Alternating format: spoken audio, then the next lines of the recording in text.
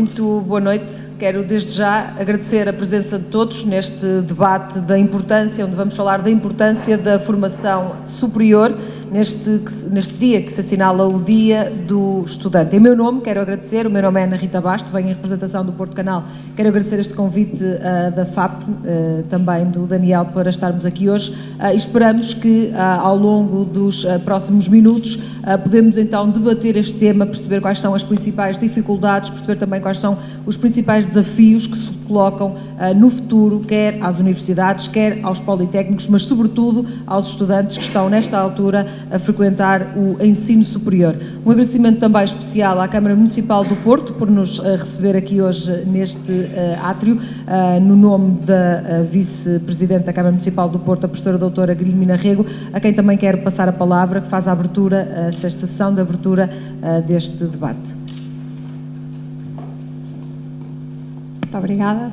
Muito boa noite a todos. Dirijo um primeiro cumprimento ao Sr. Presidente do Conselho de Reitores das Universidades Portuguesas, Sr. Professor António Cunha. Cumprimento o Sr. Reitor da Universidade do Porto, Sr. Professor Sebastião Feio. Cumprimento o Sr. Presidente do Conselho Coordenador dos Institutos Superiores Politécnicos, Sr. Professor Joaquim Morato. Cumprimento o Sr. Vice-Presidente da Associação Portuguesa do Ensino Superior Privado, Professor Armando Jorge Carvalho. E o Sr. Presidente da Federação Académica, Professor, neste caso, Sr. Doutor, futuro Doutor Daniel Freitas, minhas senhoras e meus senhores, isto foi para não tentar esquecer, cumprimento todas as personalidades e entidades aqui presentes e queria, em nome do Sr. Presidente da Câmara Municipal do Porto, dar as boas-vindas. Em primeiro lugar, o Sr. Presidente, por razões profissionais, não pôde estar aqui. Eu, lamentavelmente, também por razões e compromissos já assumidos, terei que sair, mas de qualquer forma, em primeiro lugar, felicito, como eu dizia, a FAP e felicito porque o tema que hoje aqui se vai debater é de facto um tema cada vez mais pertinente, se sempre foi, hoje é cada vez mais um tema pertinente, que é a importância da formação superior, a importância no ensino superior. Talvez por isto, cada vez mais o município do Porto tem procurado e tem vindo a fazer uma forte aposta naquilo que tem sido uma associação às universidades, às instituições, que de alguma forma têm vindo a fazer a aposta neste mesmo sentido, porque consideramos que o caminho é exatamente este, é não descurar aquilo que é a formação dos nossos quadros, para que pelo menos consigamos reunir todas as condições para que eles fiquem cá e que efetivamente consigam dar o melhor para o nosso país, para a nossa cidade, para todos. Portanto, eu queria mais uma vez, e aqui permitam-me também uma palavra a todos os dirigentes associativos, que não apenas, tal como a FAP, não apenas aqui em concreto, Daniel, no dia de hoje, mas ao longo de todo o ano, têm vindo a fazer um esforço e, de alguma forma, a lutar por aquilo que são os interesses dos estudantes e, muito em concreto, por aquilo que é, seguramente, a melhoria da qualidade do ensino superior. Por isso, temos aqui também presentes pessoas que se associam a esse mesmo interesse, os seus reitores, representantes e todos os demais, e o município do Porto, que também se associa a esta iniciativa e, por isso, estamos aqui neste espaço. Não tiro mais tempo, estão aqui para ouvir o debate de hoje. Tenho a certeza que será um debate que vai permitir uma reflexão e tirar daqui muitas ilações para o futuro. Eu terei seguramente o feedback, mas lamento profundamente, mas não vou poder ficar. Mais uma vez, uma boa noite e muito obrigada a todos.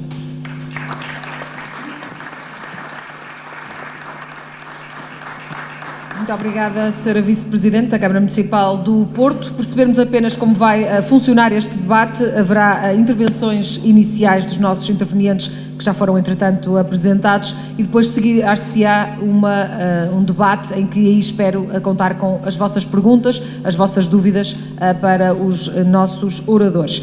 Sem mais demoras, passo a palavra ao professor Dr. António Cunha, Presidente do Conselho de Reitores das Universidades Portuguesas, que nos vai falar então desta importância da formação superior.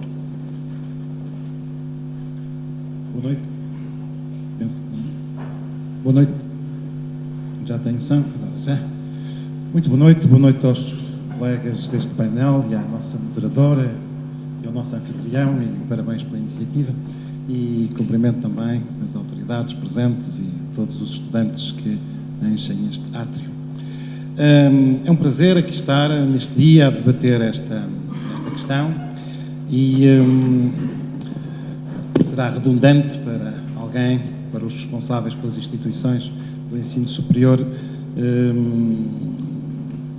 responder à questão se a educação superior é importante. Certamente não temos dúvidas sobre isso, não temos dúvidas sobre a sua importância, não temos dúvidas sobre a necessidade de inclusivamente, de aumentar, de continuarmos a aumentar os níveis de formação, os níveis de educação, sobretudo.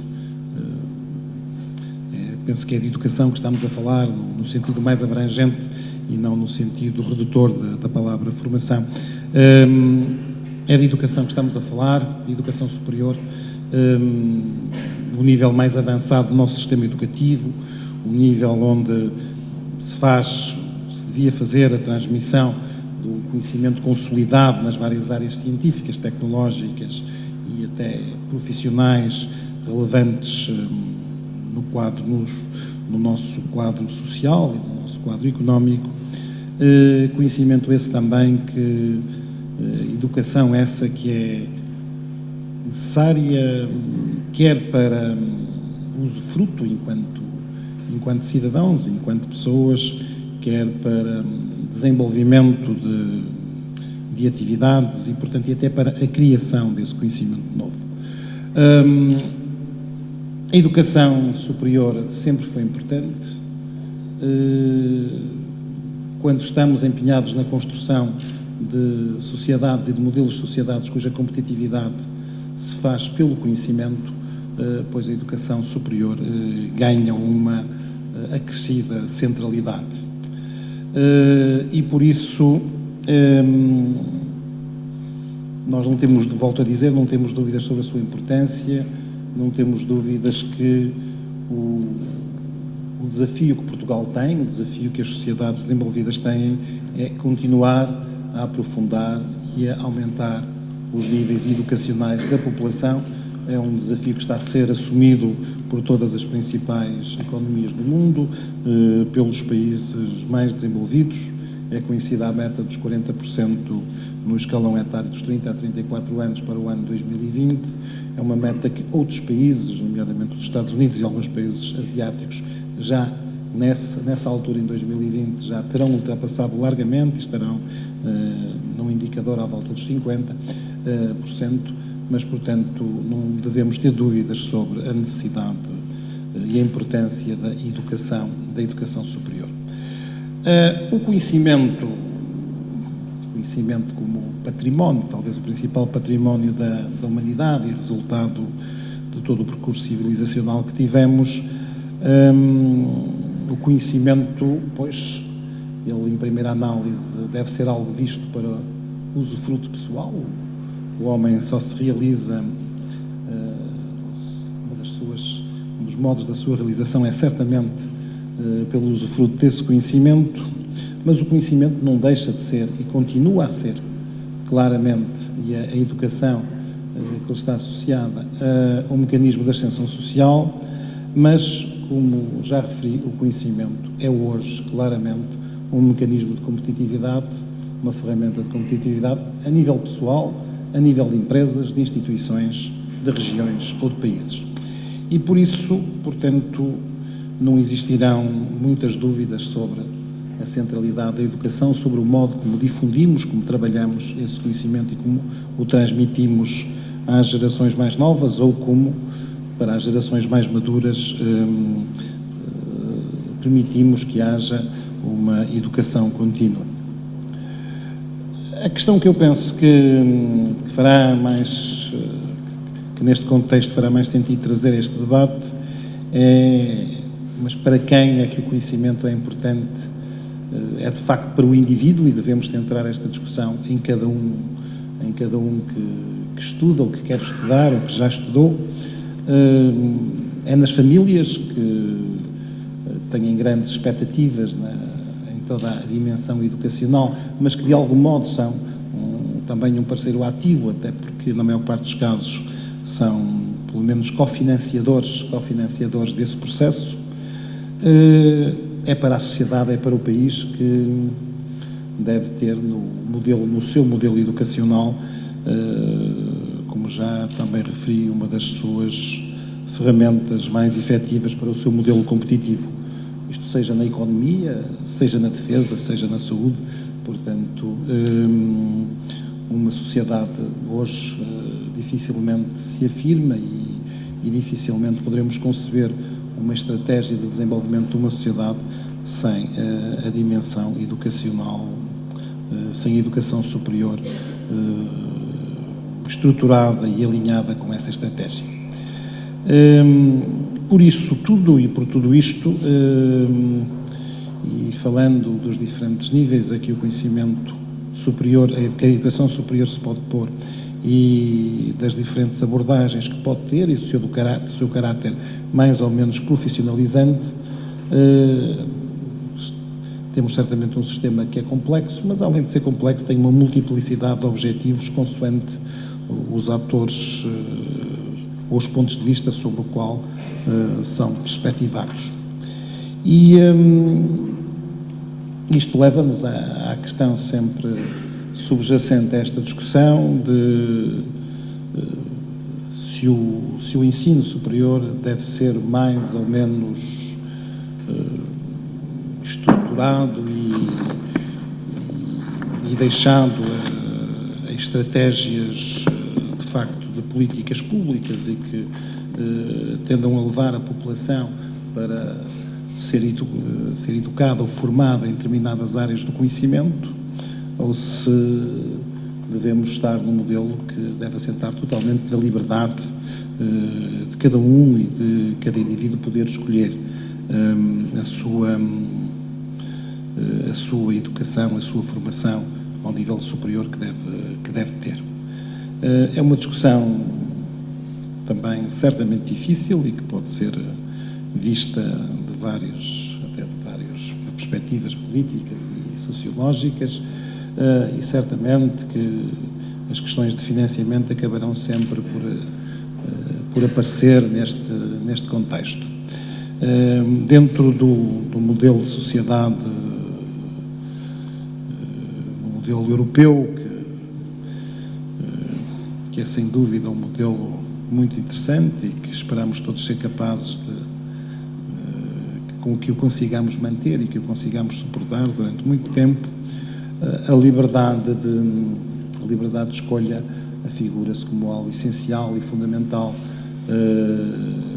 para esse modelo de sociedade com que todos mais ou menos nos identificamos.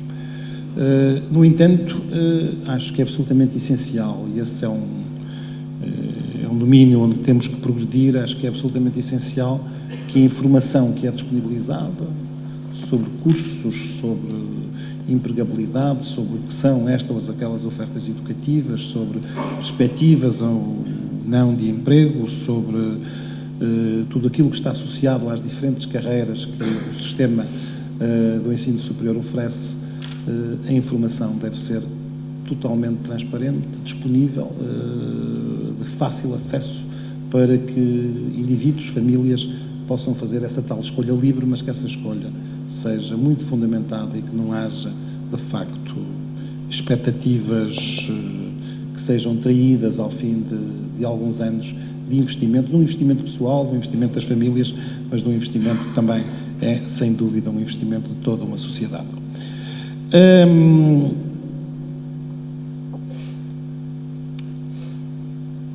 Neste contexto, eu gostaria de facto reafirmar o peso que a sociedade, que um projeto de um país ou de uma comunidade de países tem que certamente dar à dimensão da educação universitária, da educação superior, e de facto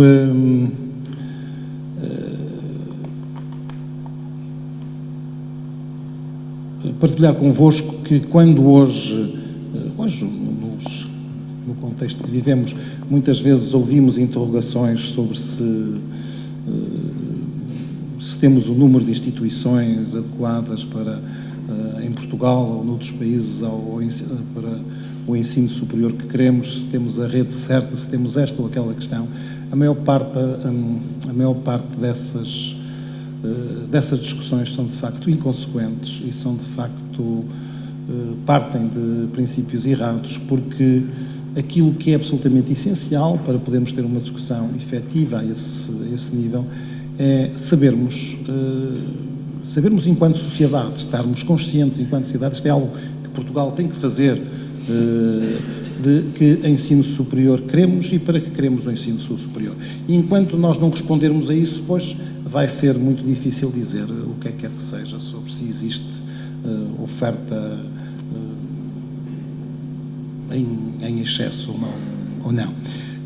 O país tem que ter no seu modelo de desenvolvimento uma visão e uma definição muito clara de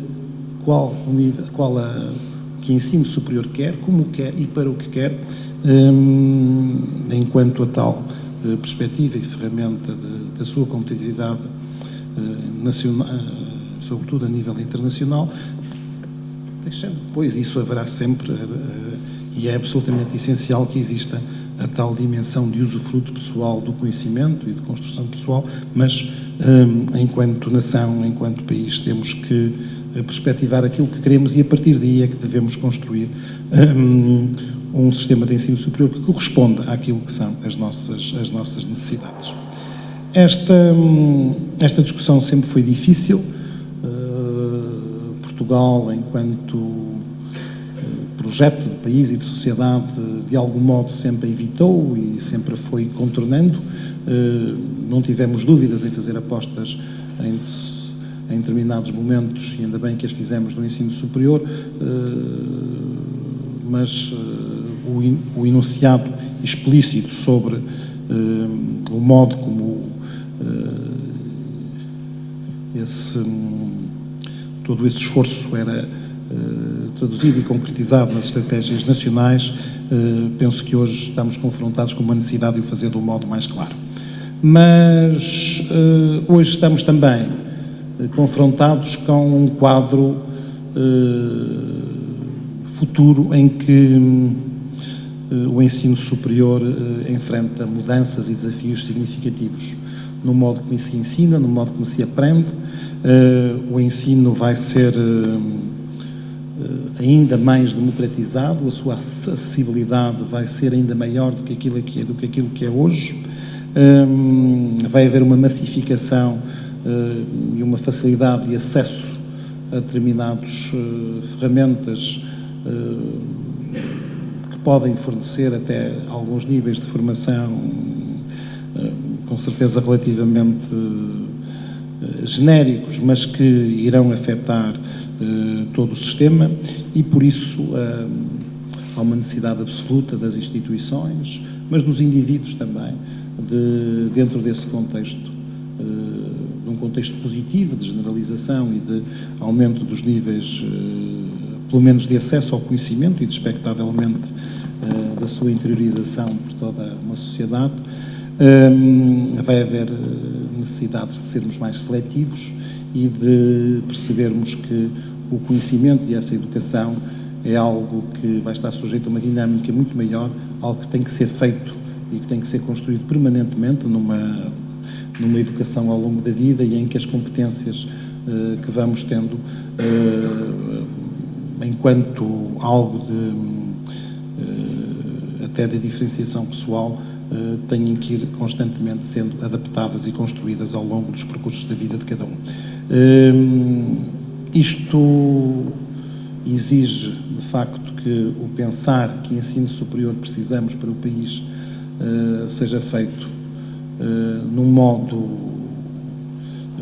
ainda, portanto, de complexidade ainda acrescida, e penso que todos sabemos também, hoje uma das palavras que entrou no nosso léxico, e nomeadamente no léxico regional, são as estratégias de especialização inteligente, as estratégias de alinhamento entre os atores de uma região, seja essa região concretizada num espaço mais ou menos alargado, mas uma concertação de atores entre os atores quer de gestão territorial, quer os atores económicos e os atores do conhecimento no alinhamento em estratégias que possam provocar e promover o desenvolvimento dessa região, e necessariamente essas estratégias só serão bem consumadas se o fator educação, o elemento educação estiver integrado com essas políticas.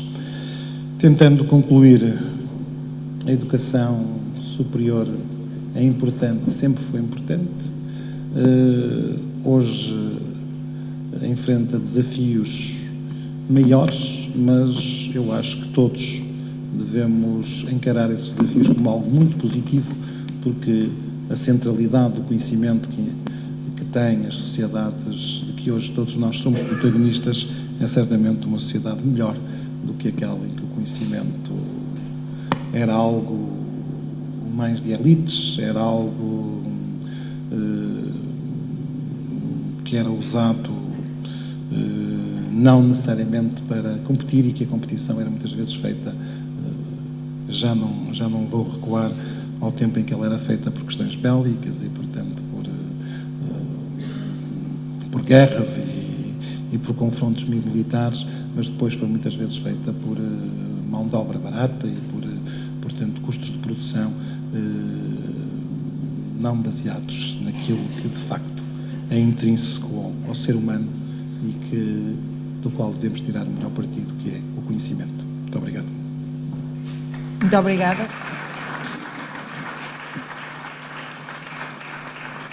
Muito obrigada, professor Dr. António Cunha, pela sua declaração. Já lá vamos aos desafios, falou muito na palavra desafios e eu vou querer ouvi-lo falar mais desses desafios, mas antes de mais queria também ouvir o professor Dr. Joaquim Mourato, que é presidente do Conselho Coordenador dos Institutos Superiores Politécnicos.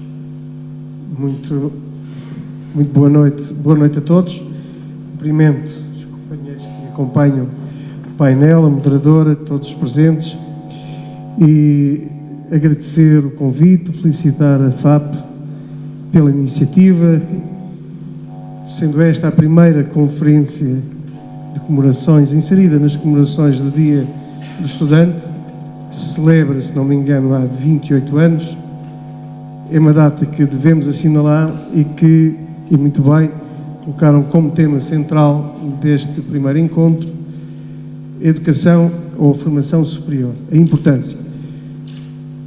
Como já disse o professor António Cunha, a importância, enfim, por vezes nós temos que continuar sempre a afirmar aquilo que é óbvio.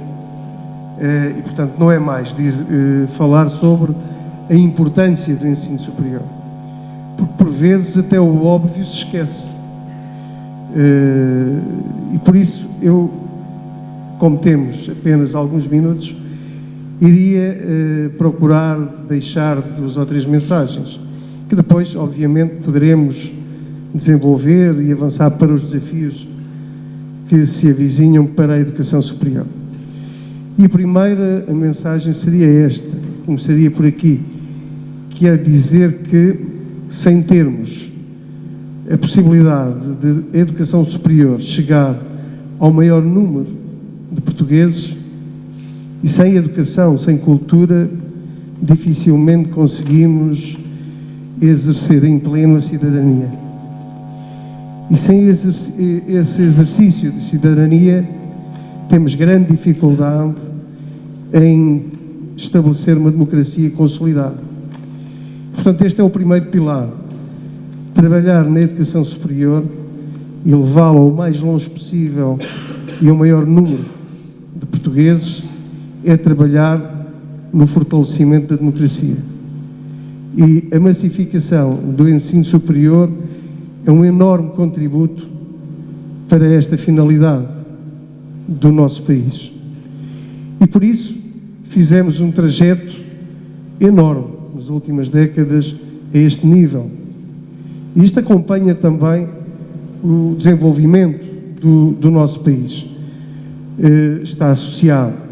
E por isso eu referia, em primeiro lugar, a questão do apoio social e do abandono escolar como aspectos determinantes para proporcionarem um elevado número de portugueses o acesso ao ensino superior, para que possam fazer essa formação superior e, dessa forma, contribuírem para esta cidadania e, em consequência, para a democracia.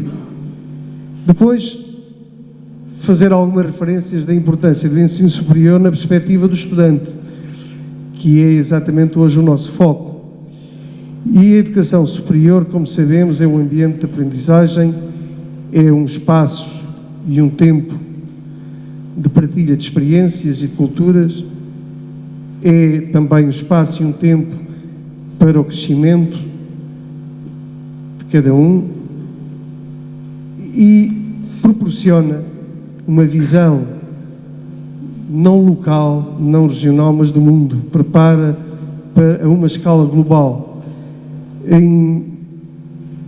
Na maior parte dos casos de estudantes, é a primeira, encontra no ensino superior a primeira experiência do ambiente internacional, faz a sua primeira experiência internacional e é a partir desse momento que consegue alargar a sua visão e ter uma expectativa para a sua vida e para a profissão de uma maneira completamente diferente, ou que não teria se não vivesse esta experiência do ensino superior.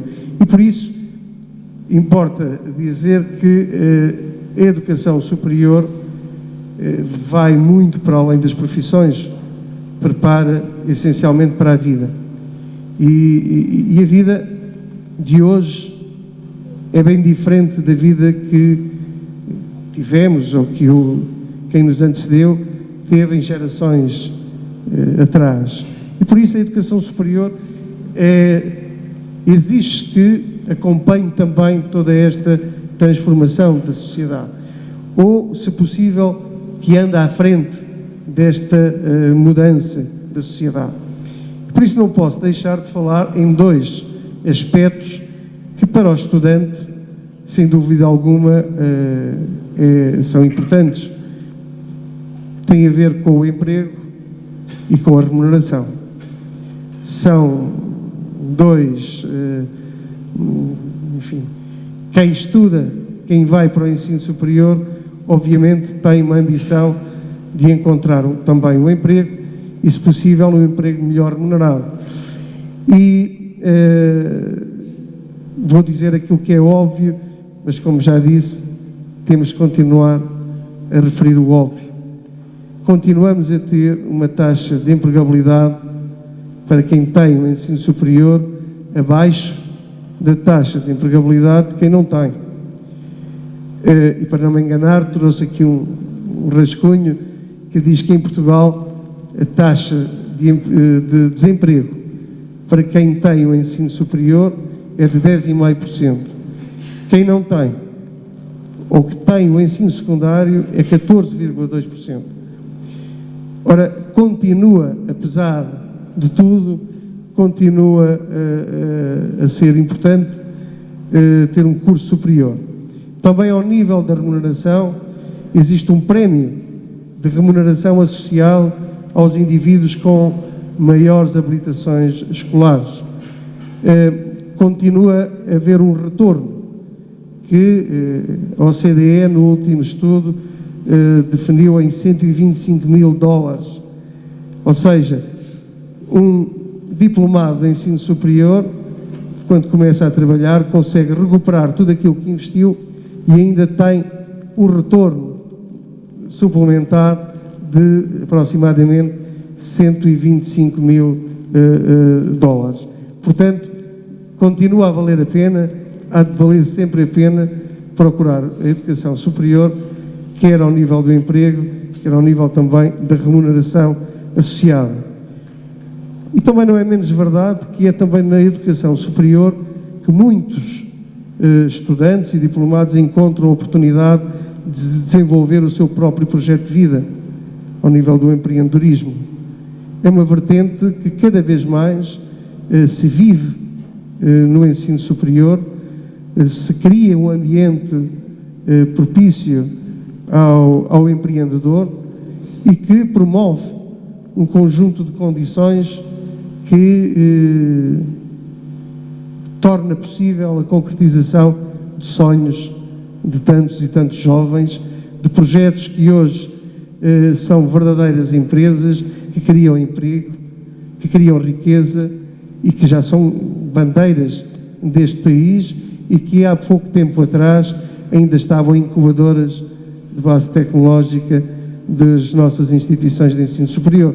E, portanto, também aqui é um ambiente que cada vez mais a educação superior fomenta e cria essas condições. E, por outro lado, é importante a educação superior também para o país e para as regiões. É inequívoco que existe uma correlação positiva entre a existência de ensino superior e o desenvolvimento de uma determinada região. Estão intimamente associadas.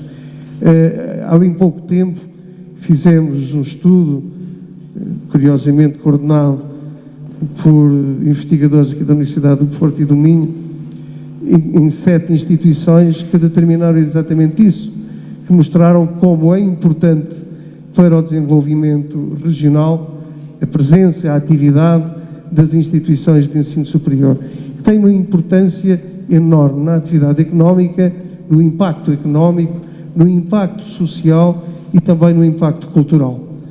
Que cria verdadeiramente emprego e, mais do que o emprego direto, o emprego indireto. E que são fatores fundamentais para a atração de investimento. E, portanto, também a academia é fundamental para o desenvolvimento das regiões. E para deixar uma última nota, que já tinha referido anteriormente, mas parece que é importante reforçar, a internacionalização do ensino superior é um desafio também. É uma realidade, sem qualquer dúvida, mas também continua a ser um desafio. E podemos ir muito mais longe neste capítulo da internacionalização. Certamente uma internacionalização diferente, que já não se esgota na mobilidade de estudantes, de docentes, mas que vai muito para além disto, que pode ser decisivo para a qualidade e o acompanhar da evolução do mundo e transmitir e inserir o próprio estudante nestas transformações. Portanto, a internacionalização é e continuará a ser um desafio permanente para as instituições de ensino superior.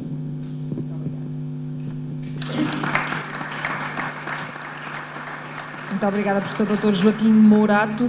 Ouvimos agora, e passo a palavra ao professor Dr. Armando Jorge Carvalho, é vice-presidente da Associação Portuguesa de Ensino Superior Privado. Saúdo os colegas de painel, também o Sr. Reitor da Universidade do Porto, o Sr. Delegado Regional do Instituto Português da Juventude e Desporto e, naturalmente, todos os presentes. Felicito a FAP pela organização desta conferência inserida nas comemorações do Dia do Estudante. Antes de mais, deixem-me enquadrar a minha presença aqui. Eu estou aqui numa situação extremamente ingrata porque incorporei este painel hoje, na medida em que houve aqui um lapso de convocatória, mas que já foi relevado completamente. Naturalmente não foi possível a presença do professor João Redondo, que é o presidente da APESP, que delegou em mim como vice-presidente. O facto de estar no Porto facilitou, naturalmente, de a substituir nesta sessão. Naturalmente, apesar do pouco tempo de preparação que tive, considerei efetivamente esta temática de uma extrema importância. E daí ter escrito algumas linhas nesse pouco tempo, tentando trazer para este debate alguns aspectos que me parecem de uma extrema relevância. Em primeiro lugar, naturalmente, foquei-me no tema. E o tema, o título era exatamente a importância da formação do ensino, da formação superior. E, de imediato, surgiram no meu pensamento as declarações proferidas recentemente pela senhora chanceler alemã sobre o excesso de licenciados em Portugal. Ora, considerando os dados da Eurostat, 29,2% dos portugueses entre os 30 e os 34 anos eram licenciados em 2013, o que continua ainda muito longe da média europeia dos 28, que atinge os 36,8%. E que o aumento da formação dos europeus continua a ser um dos principais objetivos de todos os seus governos e instituições. Parece-me poder deduzir que ou a senhora Merkel estaria a fazer uma crítica à política de educação do seu próprio país ou estava desalinhada das políticas europeias. Também recentemente foi divulgado um estudo promovido pelo Conselho Nacional de Educação que apresentou, entre outras conclusões, que um profissional com o ensino superior ganha mais 1.300.000 euros, em média, durante a sua vida profissional, do que outro que termina apenas o ensino secundário. Isto significa que, normalmente, o desistir de estudar antes do superior se traduz, inevitavelmente, quase sempre, naturalmente, há exceções, em piores remunerações. Mas, naturalmente, sendo importante esta perspectiva, porque naturalmente é disto que também as pessoas vivem, não é, de forma nenhuma, também só aquela que tem máxima importância. Naturalmente que o desenvolvimento desta matéria leva-nos a um problema que é exatamente aquele que já foi falado, sobre o abandono escolar. 19% entre os jovens entre 18 e 24 anos. E a necessidade que existe de convergência de esforços entre as tutelas e as instituições para tentar colmatar este problema e melhorar substancialmente a qualificação dos jovens candidatos ao mercado de trabalho. E aqui está um dos pontos principais desta minha comunicação: qualificação. A qualificação deve ser encarada como um fator determinante para o futuro. E sendo os recursos humanos um fator-chave de desenvolvimento, há que ter uma visão estrutural integrada de todo o processo de aprendizagem, não apenas do ensino superior, mas também do básico e do secundário, com uma interação forte entre todos os níveis de ensino. Esta visão integrada é fulcral para a melhoria global desta aprendizagem, tendo repercussões sérias a nível individual e a nível do país. Como é evidente, o problema poderá não estar tanto no número de graduados, mas sim se o sistema educativo nacional produz as competências e as qualificações necessárias. Hoje, é extremamente importante para o mercado de trabalho não só a qualificação técnica e científica, mas também outras vertentes de extrema relevância, como o domínio de línguas, a capacidade de adaptação, a versatilidade, a proatividade dos recursos humanos, que se alinham no desenvolvimento das soft skills. E aqui entra o outro ponto desta minha apresentação: qualidade, que é naturalmente convergente com o anterior. A qualidade é tão só aquilo que todos desejamos obter em relação a tudo, e também relativamente aos produtos e serviços que o ensino superior oferece. E a política de qualidade leva-nos a reformular processos, a reformular procedimentos, a reformular recursos, questionando a própria organização, para que na prática se consiga efetivamente chegar a um patamar de excelência, refletindo-se inevitavelmente na qualidade do ensino e nas respectivas propostas de melhoria. Perceber quais as reais necessidades do mercado e dinamicamente poder reformular a oferta formativa é um dos pontos importantes que podem advir de uma prática de garantia de qualidade que as instituições do ensino superior devem perseguir. Conduz à diferenciação e ao aumento de satisfação e de empregabilidade do aluno. Uma outra vertente importante e complementar no domínio do ensino superior é a denominada formação contínua ou formação ao longo da vida. A dinâmica do mercado e a sua rápida evolução arrasta a necessidade de constante atualização de conhecimento, utilizado também como instrumento determinante de acesso a lugares de decisão. E, mais uma vez, o ensino superior tem aqui uma posição relevante para colmatar esta necessidade. A interação forte com o meio envolvente traduzir-se-á, a médio e longo prazo, um benefício importantíssimo para o país, através de uma melhoria global da qualificação dos seus quadros. Antes de terminar, não poderia deixar de focar a geração de conhecimento produzido nas instituições de ensino superior e que deve permitir a sua introdução no mercado, também através dos seus formandos, alinhando a evolução do mundo e as suas exigências num ambiente que temos cada vez mais competitivo, com a evolução da ciência e tecnologia, tornando-se um ponto fundamental desta interação e que se prende também com a qualidade da investigação produzida. Termino agradecendo à FAP esta oportunidade, esperando sinceramente que esta conferência se possa traduzir num alertar de consciência de todos os agentes envolvidos no processo de formação em Portugal. Muito obrigado.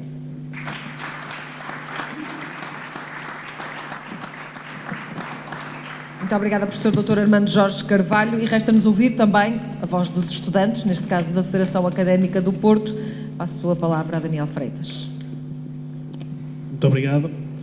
Muito obrigado. E antes de começar a fazer aqui umas notas iniciais, pelo menos da minha parte, agradecer naturalmente aos nossos oradores convidados a presença nesta iniciativa também recordar-vos que é uma iniciativa do Movimento Associativo Estudantil Nacional, um conjunto de iniciativas, um conjunto de conferências que serão promovidas com início hoje e que terão também o seu desenrolar em Évora, em Lisboa e depois também em Coimbra, num conjunto de discussão que consideramos como sendo importante e fulcral para a vida estudantil, para a definição do que é o Dia Nacional do Estudante, para poder também utilizar este Dia Nacional do Estudante como um dia de reflexão, de olhar para o ensino superior e, de facto, discutir aquelas que são as temáticas e as matérias que, de facto, importam aos estudantes na nossa visão.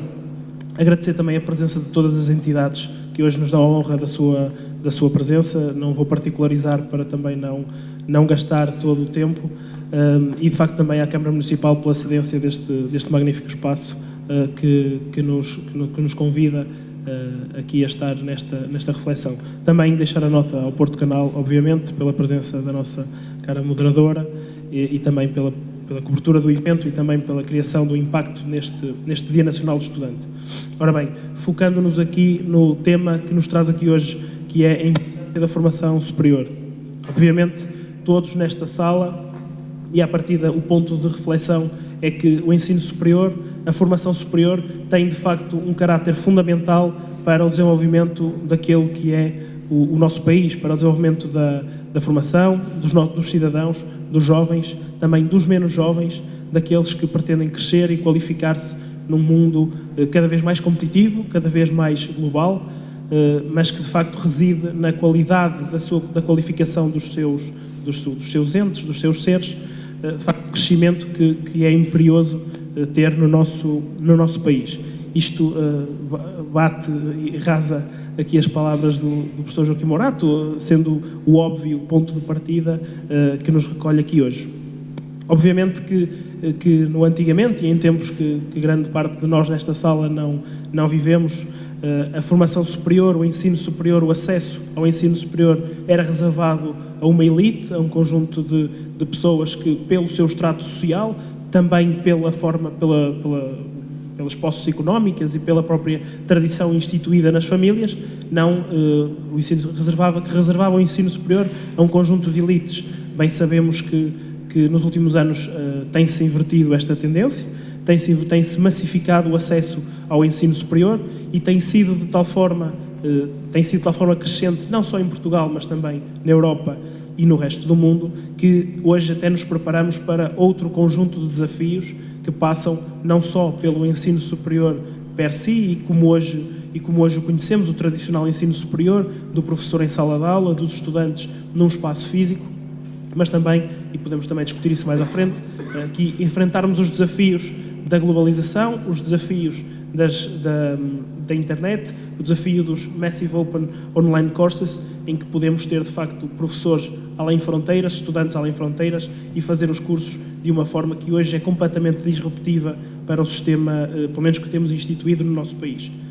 E, de facto, ao prepararmos hoje os cidadãos qualificados naquela que é dito sempre, é dita à boca cheia, que somos a geração mais qualificada de sempre, é de facto também preciso pôr isso ao serviço da nação e do mundo, porque de facto ao formarmos e ao termos também das melhores universidades, dos melhores institutos politécnicos a nível europeu, de facto estamos a formar cidadãos que saem para o país e de facto fazem crescer o país, mas também cidadãos que saem para a Europa e saem para o mundo. E não é preciso ter medo ou dizê-lo entre dentes. De facto, a qualidade dos cidadãos portugueses e da formação portuguesa permite também exportar o melhor que temos de cérebros para servir no mundo e servir também nos outros países.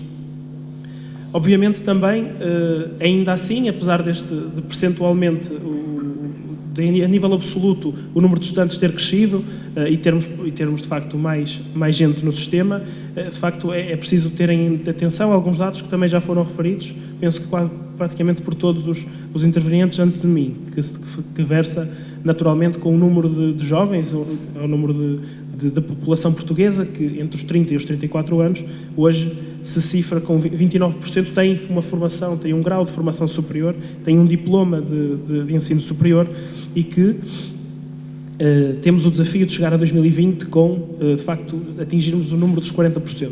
Parece-nos que a este ritmo não será possível de o fazer, aliás, grande parte dos jovens que em 2020 terão 30 a 34 anos já entraram no sistema, já deveriam ter entrado no ensino superior e por isso também se esgota esta oportunidade de cumprir as metas da Europa 2020. Mas, de facto, ainda, apesar de estarmos longe da média europeia, isto também nos traz outros desafios que podem ajudar à qualificação. Trazer pessoas que de facto já hoje estão a trabalhar, já estão inseridas no mercado de trabalho, a fazer formação superior, a fazer formação de qualidade nos diversos graus, de forma a também, tocar aqui um bocadinho a intervenção do professor Armando, fazer a reciclagem de conhecimento, fazer também esta atualização de conhecimentos, porque certamente em qualquer uma das áreas, o que se estudou há 20 anos atrás, hoje estará certamente muito desatualizado. Talvez a história não seja uma área dessas, mas praticamente todas as áreas práticas temos, de facto, essa necessidade da reciclagem de conhecimentos. Tocando aqui um bocadinho também na forma como se acede a este ensino superior. De facto, hoje as métricas de quem tem uma formação superior indicam-nos vários dados claros que já foram referidos também aqui esta noite. Quem tem uma qualificação superior tem uma percentagem menor de desemprego. Quem tem uma formação superior tem, em média, uma remuneração superior a quem não tem qualificações e isso leva-nos também à necessidade de olhar para o desemprego de duas formas diversas e a Federação Académica do Porto tem falado muitas vezes sobre isso, porque quando olhamos para a questão do desemprego, temos que olhar para ele da forma qualificada e da forma não qualificada, porque, de facto, há desempregados qualificados que estão aptos para entrar no mercado de trabalho e há também desempregados não qualificados que, de facto, têm que ser olhados de outra forma, têm que se, primeiro, muito mais do que se lhes dar emprego diretamente, têm que se olhar a intenção e a vontade de os qualificar para assim poderem também estar preparados, não só para enfrentar e aceder imediatamente a uma profissão, mas de facto poderem ajustar-se ao mundo, ao país, à forma como a sociedade se desenvolve. E de facto também na entrada, ou naquela barreira de entrada no ensino superior, há também alguns jovens que necessariamente por carência económica, por muitas vezes também não existir o conhecimento das próprias famílias ou de serem de meios sociais mais desfavorecidos, de facto, não ultrapassam a barreira do ensino secundário e não ingressam no ensino superior. E, de facto, isso já é uma perda de potenciais estudantes jovens que se poderiam qualificar e depois, por isso é que nos cria ainda uma pressão maior a não deixar sair do sistema aqueles que, de facto, já estão portanto, entre nós, neste mundo do ensino superior, que tão vantajoso é e que, de facto, convém não deixar sair. Isto leva-nos a duas questões, nomeadamente à forma como os estudantes também são apoiados na prossecução desta formação superior, e aí, nomeadamente, os apoios do Estado, nós também temos vindo a reivindicar, enquanto estudantes, portanto, algumas mudanças naqueles que são os apoios aos estudantes, sem querer entrar muito em pormenor, mas de facto alguma revisão no regulamento de atribuição de bolsas e a forma como as dotações orçamentais são distribuídas são de facto fundamentais para que isto possa acontecer de forma mais justa, e isto traduzir-se-á necessariamente num menor abandono escolar. Abandono escolar esse que não é proporcionado só por fatores de carência económica, como é óbvio, mas que também há um esforço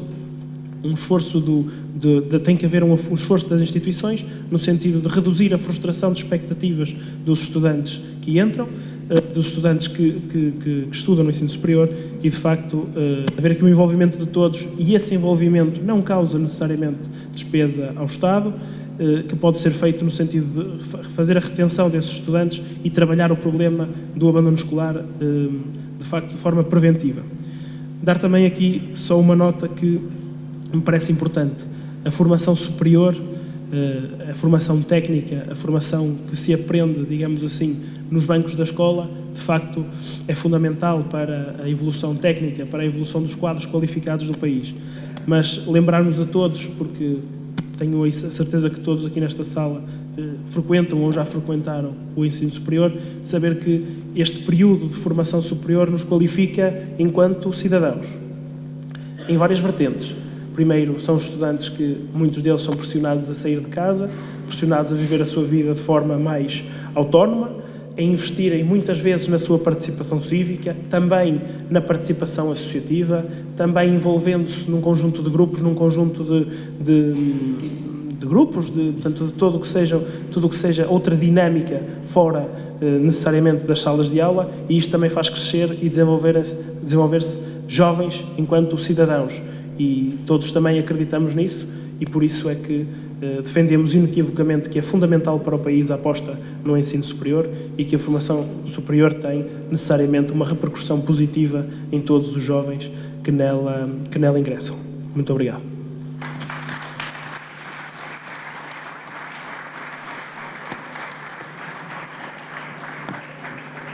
Muito obrigada, Daniel Freitas, também pela participação. Vamos já abrir o debate também à audiência. Vejo que há pessoas também com responsabilidades em várias instituições de ensino superior e noutras áreas da sociedade que estão na plateia e que gostava também que pudessem participar no debate. Mas, antes de mais, gostava de focar aqui algumas questões de que falamos.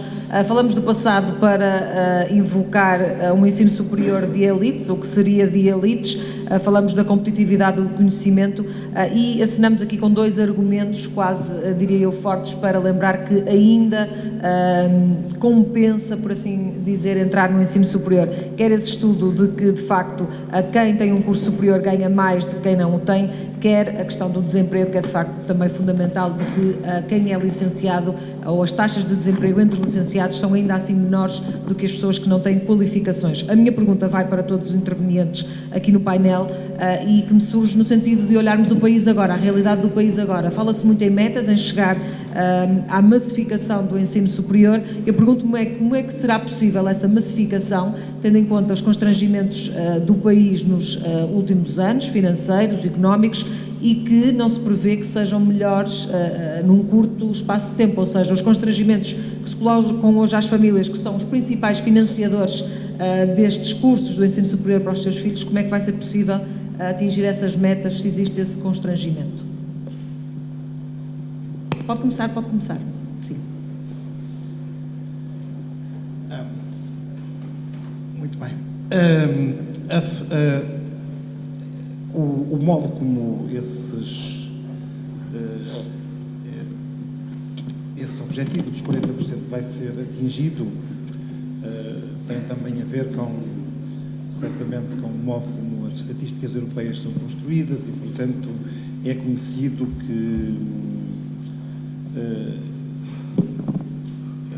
esse número será, em Portugal, tentará ser atingido à custa da formação universitária, da formação politécnica e da formação superior especializada, dos antigos ou inexistentes chamados cursos de especialização tecnológica, ou agora dos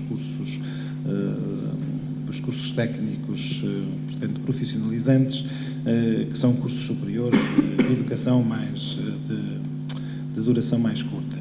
E é conhecido o objetivo do Governo de cerca de um aumento muito grande da formação nessas áreas, que se vai conseguir atingir o número... Parece-lhe execuível essa meta, olhando ao espaço temporal que temos nesta altura?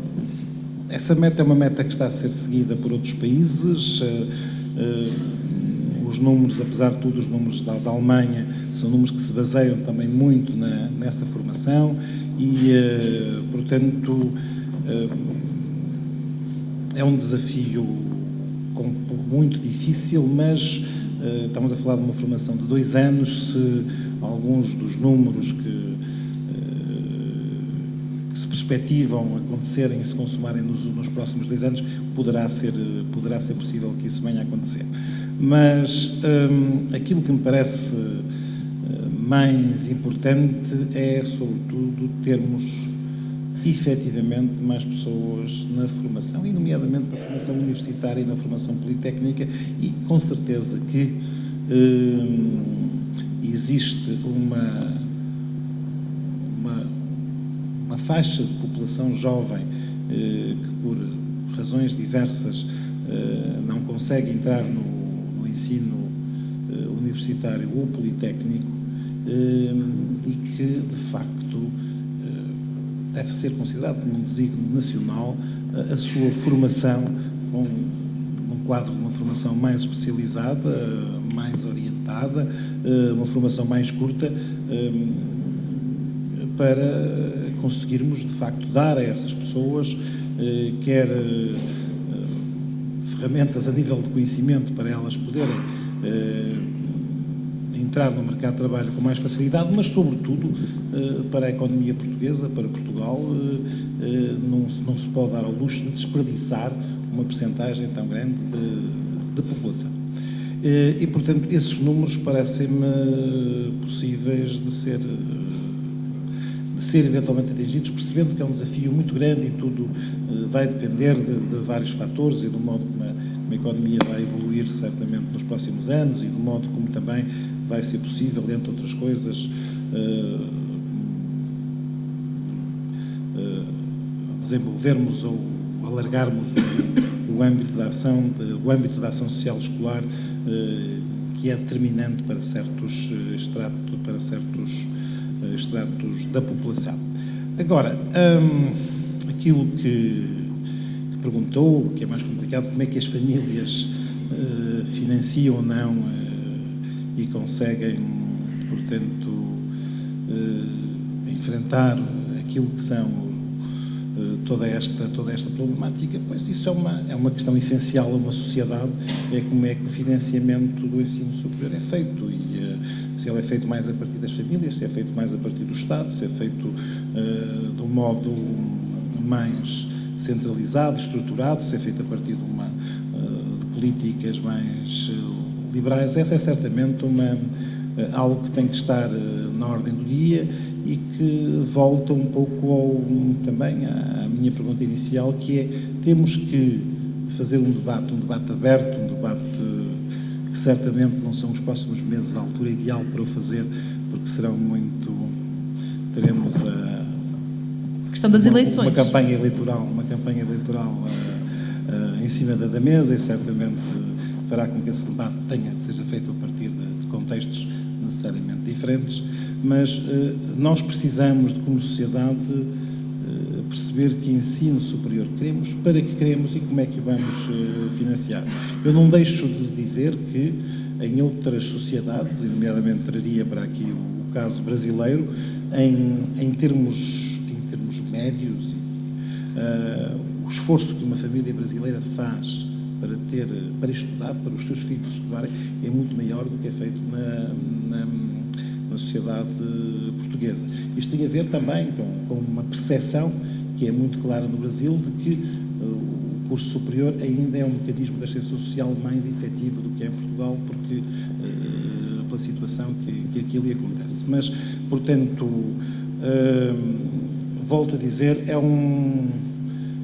acho que num debate com o título que aqui temos hoje, a importância do ensino superior, é sobretudo essencial afirmarmos aquilo que estamos aqui a dizer, a sua centralidade, e pensarmos que temos que, como sociedade, ir encontrar os modos como queremos dar a centralidade que deve ter este debate na nossa sociedade.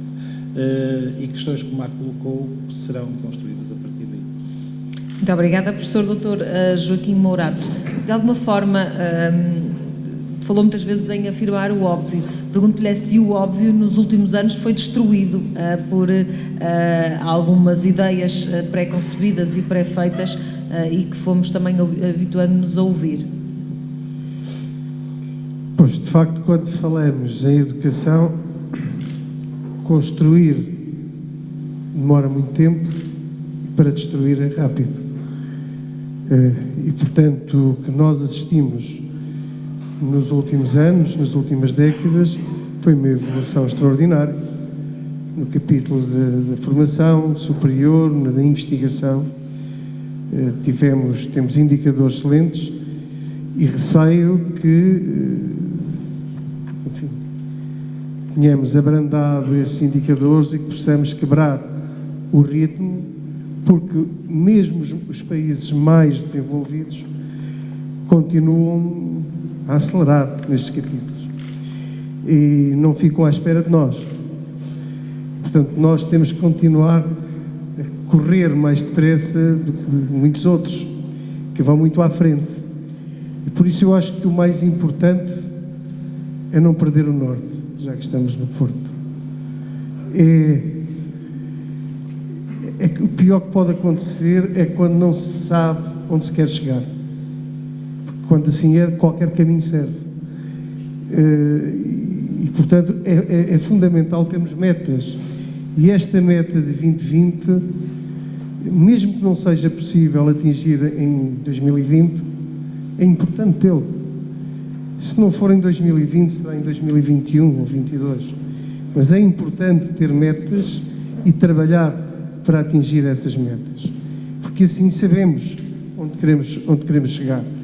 E sobre esse aspecto eu devo dizer que nós temos capacidade instalada para responder a este desafio, não temos qualquer dúvida sobre isso. Temos capacidade instalada. É difícil, com certeza, mas também o Governo aí tem uma palavra a dizer, porque se considera este um objetivo estratégico, tem que acompanhar, e designadamente com financiamento, mas não só com financiamento. Mas penso que é fundamental não perdermos nunca estas metas e metas ambiciosas e trabalhar para as atingir, ainda que possamos perceber que seja muito difícil, mas devemos continuar. Muito obrigada. Professor Dr. Armando Jorge Carvalho, de facto falou, e há alguns nomes, de que destruíram essa ideia, de facto, de que Portugal estaria no bom caminho. Percebemos que há aqui uma unanimidade, quer no ensino público, quer no ensino privado, esta importância da formação não está em causa e esta meta, de facto, é pelo menos uma meta que querem atingir.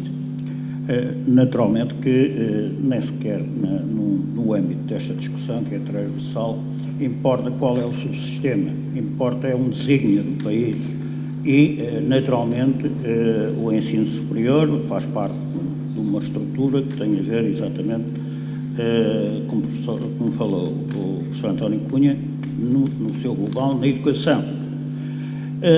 Utilizou aí um termo que eu sinceramente não gosto. Massificação tem uma carga extremamente negativa, na minha opinião. Eu preferia falar em qualificação, e é necessário que este país aposte na qualificação, e porque é o futuro de qualquer país. Sem os seus quadros com uma determinada qualificação, não há nenhum país que faça qualquer tipo de progressão. E, portanto, isto é fundamental.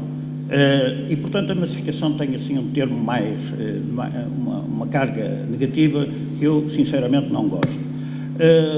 Naturalmente que o desafio é grande, mas eu diria que Portugal também, digamos, na sua história teve grandes desafios, não é? A começar pelos descobrimentos, estamos aqui no Porto, não é? E, portanto, foi daqui que partiu, enfim, e está ali, para quem quiser, quem não for do Porto, da Casa do Infante, e, portanto, nós estamos habituados a grandes desafios, e com certeza que os vencemos, haja, sim, menos aspectos concorrenciais e muito mais colaborativos. Eu julgo que isto é fundamental, e é fundamental para que se atinjam estes desígnios. Eu diria que, naturalmente... Perdão-me interrompê-lo, mas há competição em captar os alunos? Não, basta que haja nos agentes para essa competição existir, não é? E, portanto, eu penso que neste momento o país é demasiado pequeno para que, efetivamente, em muitas coisas, eu falo, por exemplo, na investigação, eu falo, por exemplo, nos doutoramentos, etc. O país é demasiado pequeno para nós andarmos a competir uns com os outros e, porque não, colaborar no sentido de, efetivamente, termos todos um objetivo. E o objetivo é a qualificação, mais uma vez, do país. Falou-me no desemprego. É verdade que existe nos licenciados algum volume de desemprego, mas eu também estou convencido que há aqui um problema geracional, ou seja, e porquê? Porque na liderança das empresas isto inevitavelmente vai acontecer, que outros níveis e outras gerações, ao tomar as rédeas das empresas, têm outra sensibilidade relativamente à formação e à qualificação, não é? E, portanto, essa é uma situação que naturalmente será cada vez mais uma necessidade do próprio mercado. E, portanto, essa mudança geracional, reparem, há aqui uma coisa que é extremamente importante na questão da empregabilidade. Não esquecer que Portugal é um país onde proliferam as micro e as PMEs, não é? E é essencialmente, porque depois há grandes empresas, mas são, digamos, diminutas. E é aqui que, efetivamente, há esta mudança, ou deve haver esta mudança geracional, que acontece naturalmente e inevitavelmente. Por outro lado, ainda o problema aquele que eu falei, que ficou aqui, da passagem do secundário, muitas vezes haver aqui uma barreira entre o secundário e o ensino superior. É verdade, aliás, isso é qualquer coisa que, enfim, toda a gente constata, na grande dificuldade, muitas vezes, de integração dos alunos do primeiro ano e onde se começam a gerar exatamente algum sentimento de rejeição, e se calhar isto, mais uma vez, tem a ver com aquilo que é a plena integração de todo o processo de aprendizagem, a plena integração daquilo que são o básico, o secundário e a universidade. Nós não podemos, na universidade, andar, passa a expressão, a tapar furos do secundário e, portanto, isto tem que ser uma situação plenamente integrada para que realmente as coisas resultem em pleno para benefício daquilo que é o produto do nosso trabalho, que é o aluno e a sua qualificação. Muito obrigada, professor. Daniel Freitas, falamos aqui, ouvimos o lado das universidades, das instituições, mas muitas vezes vocês, como Federação Académica, têm que lidar com as frustrações dos estudantes, quer que sejam elas por via do ensino que não está a corresponder às expectativas, quer que seja pelas carências económicas que também falaram. São muitas essas frustrações que impedem esta meta, que já disse que considera difícil? Sim. Estamos perante uma meta que é extremamente difícil. Parece-me que, por muitas mudanças que possamos operar nos próximos 5 anos, que ainda temos, parece-me que é complicado atingir esta meta. E, obviamente, isto traz sempre, e falando aqui também da questão dos constrangimentos das famílias, que depois se repercutem naturalmente nos estudantes que são suportados por essas famílias, de facto trazem aqui um conjunto de frustrações que culminam, de facto, na existência do falado abandono escolar, que tão difícil é de quantificar, mas que bem sabemos que é uma realidade existente. E essas frustrações passam naturalmente pelas questões de falta de expectativa no próprio curso que é tirado, naturalmente algumas questões relacionadas com as carências económicas e com a impossibilidade de quer na ação social direta ou indireta poder ser dada a resposta essencial ao estudante para que se mantenha dentro do sistema, e de facto isso gera o abandono dos estudantes, cujo abandono é de facto uma mega perda no sistema. É uma perda porque há um estudante que frustra as suas expectativas e não consegue uma qualificação superior que lhe potenciará um nível de vida superior. Temos a perda porque já foi investido dinheiro, digamos assim, dos contribuintes, da própria família, num recurso ativo que de facto se perde porque é irrecuperável, e é uma perda que nem sequer dá para contribuir para as metas estabelecidas, porque o estudante, não concluindo essa graduação, não consegue sequer ser validado nestas metas, por exemplo, nesta meta factual dos 40% em 2020. E por isso, tudo aquilo que sejam mecanismos para combater esta perda preventiva, de facto, são ganhos para o próprio sistema, porque todas as entidades saem a ganhar e não se pode dizer que haja alguém que saia a perder deste sentido. Mas há formas de chegar Então temos uma desigualdade nesse acesso ao ensino superior, neste momento, aquilo que assistimos em Portugal. Há desigualdade.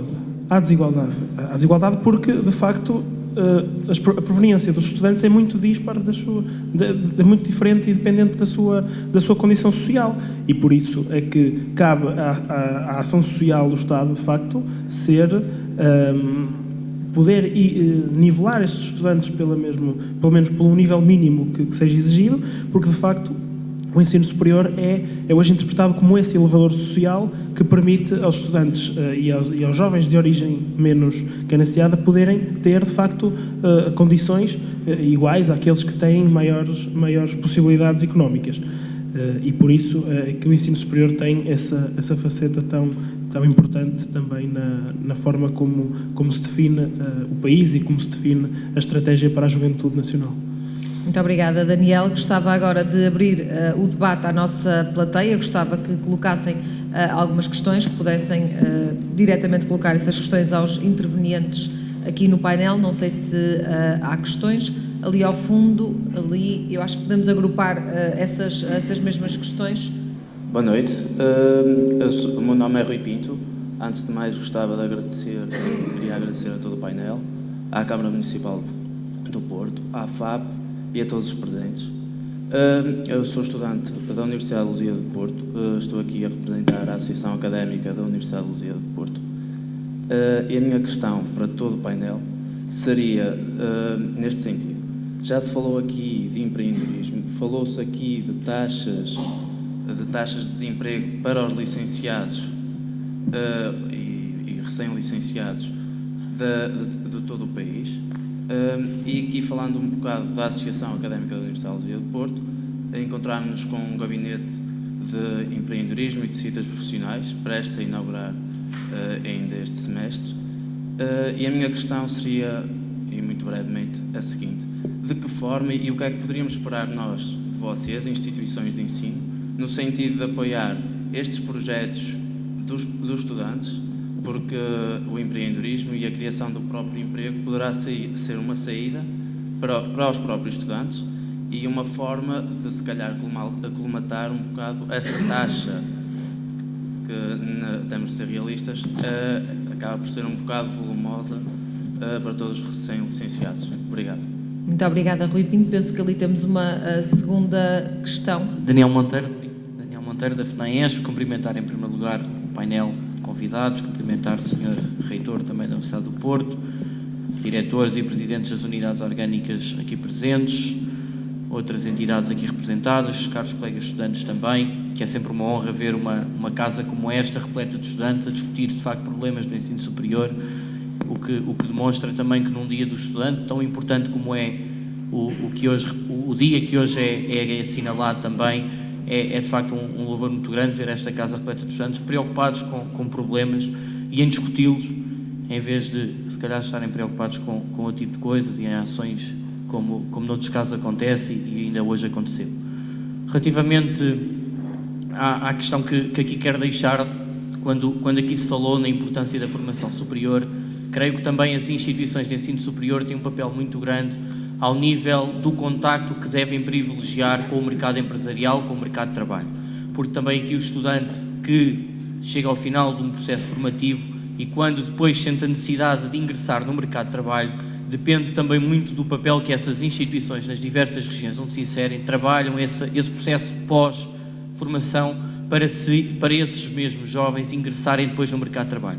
Aqui tentar perceber da parte das instituições qual o trabalho que tem sido feito ao nível do ingresso e ao nível da integração desses jovens no mercado de trabalho, se tem havido esse desenvolvimento do contacto mais próximo entre as instituições e o próprio mercado empresarial e qual é a receptividade que essas entidades empresariais têm recebido o contacto das instituições de ensino superior.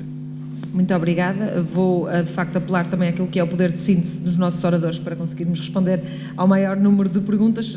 Posso começar por si, professor Dr. António Cunha, esta questão, por um lado, do empreendedorismo, o que podem as instituições fazer para ajudar na criação do próprio emprego e também a questão do mercado empresarial. Existe esta ligação entre as instituições e o mercado empresarial e o mercado de trabalho? Certamente que existe, mas eu gostaria de responder às duas questões, chamando a atenção para a necessidade e, necessariamente, a vantagem em percebermos que o sistema é diverso, deve ser diverso, diferentes instituições, quer pela sua dimensão, quer pelo modo como se querem posicionar, devem ter, e é muito bom que existam no sistema instituições com estratégias diferentes. A questão do empreendedorismo é uma questão muito importante hoje, importante e por algumas instituições ela é vista assim como um precursor de criação do seu próprio emprego, mas a questão do empreendedorismo ela é também em si mesmo muito importante no sentido de criação de atitudes, de comportamentos proativos e sob esse ponto de vista pode até ser parte de uma lógica, de um projeto educacional integrado e de uma dimensão educativa mais alargada. Temos hoje excelentes exemplos em várias instituições públicas, privadas, politécnicas, universitárias, de lógicas de promoção de empreendedorismo, seja a partir das próprias instituições, seja a partir de ligações a estruturas, sejam elas ligadas ao poder autárquico ou a associações empresariais e, portanto, existem vários exemplos muito interessantes. Eles são, penso eu, acarinhados quase sempre pelas instituições, por vezes fazendo parte efetivamente da sua estratégia, por vezes há alguns exemplos que até essas incubadoras nasceram a partir de próprias associações académicas e, portanto, temos uma diversidade e é muito bom que essa diversidade exista. Gostava também deste propósito dizer que